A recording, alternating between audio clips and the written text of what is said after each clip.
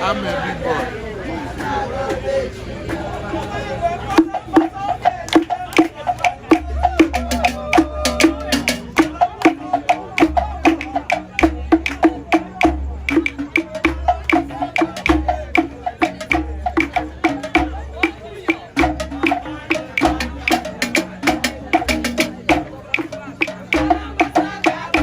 Everybody know Obinagu yeah jam.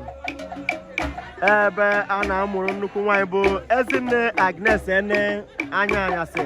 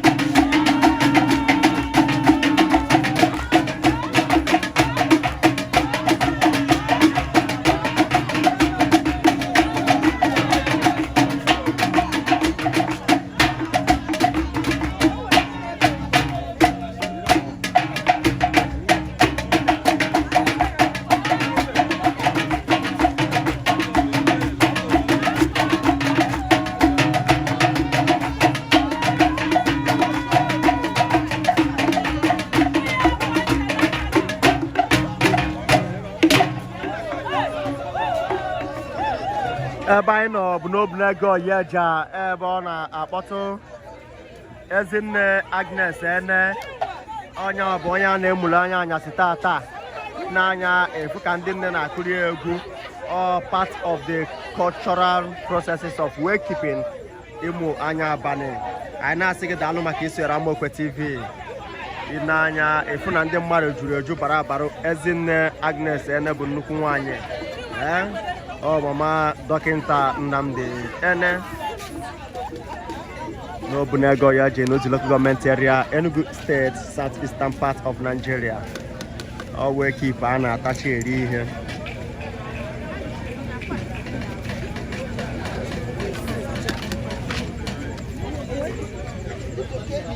Akwụ na ahụ owu.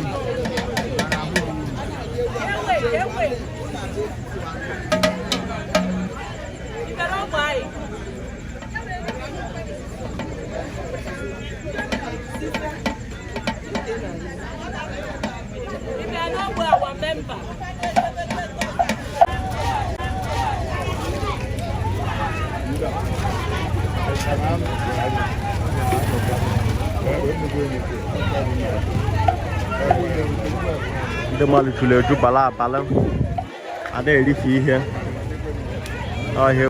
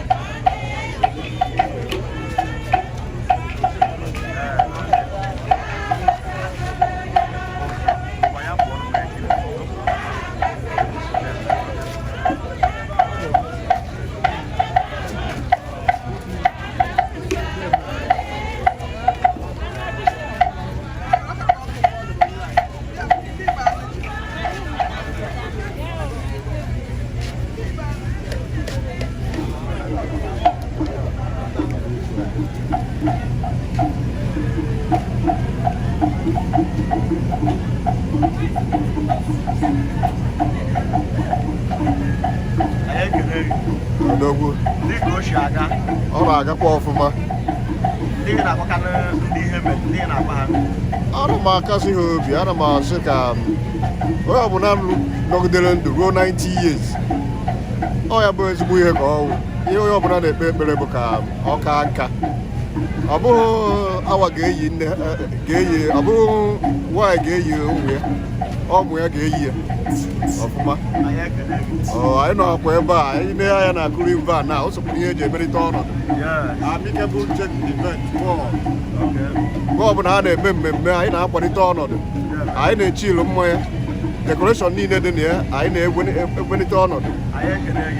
Nna ya, thank you. Anyị dị mma. Kebe eziokwu. Ndewo.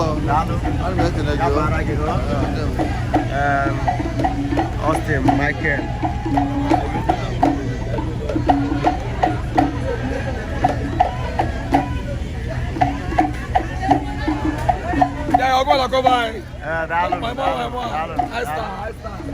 Austin Chukwuemeka Michael ma anyị nọ ekele gị. Daalụ.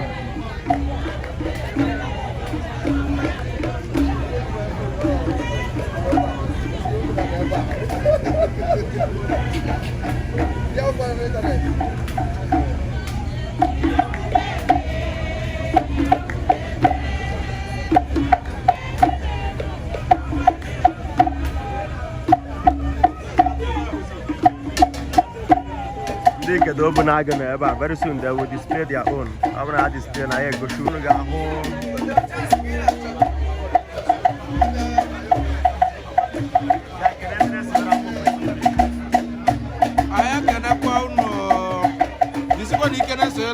TV window.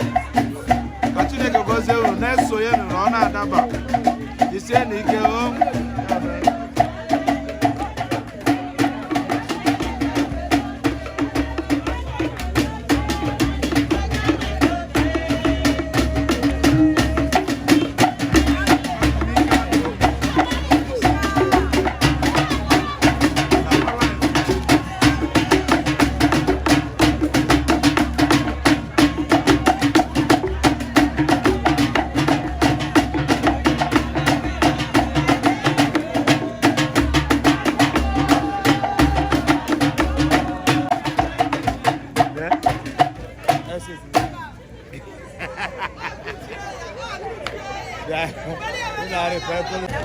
anyị ekene unu maka iso na Amaokwe TV. Anyị ga-apụtakwa live again na achị abalị unu maka iso na anyị. Ndị Igede Obinagu perform kwa na ya egosi unu.